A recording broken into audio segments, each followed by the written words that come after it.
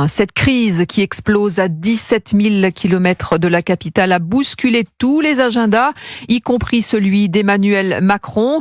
Jacques Serret, cette crise sécuritaire vient percuter véritablement les flancs du président.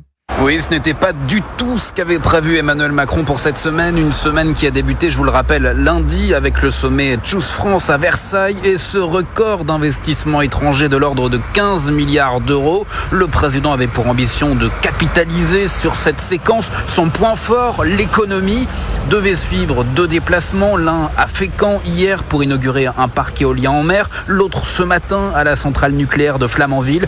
Pour une fois, ça partait bien. Là, je dépitais un conseiller ministériel. Les communications du président et du Premier ministre étaient alignées, les annonces étaient bien réparties, on reprenait le fil de notre récit, un récit face au mur de l'insécurité, le point faible d'Emmanuel Macron, l'attaque meurtrière d'un fourgon pénitentiaire dans l'heure mardi, puis l'embrasement de la Nouvelle-Calédonie ont eu raison de l'agenda présidentiel et c'est loin de faire les affaires du chef de l'État.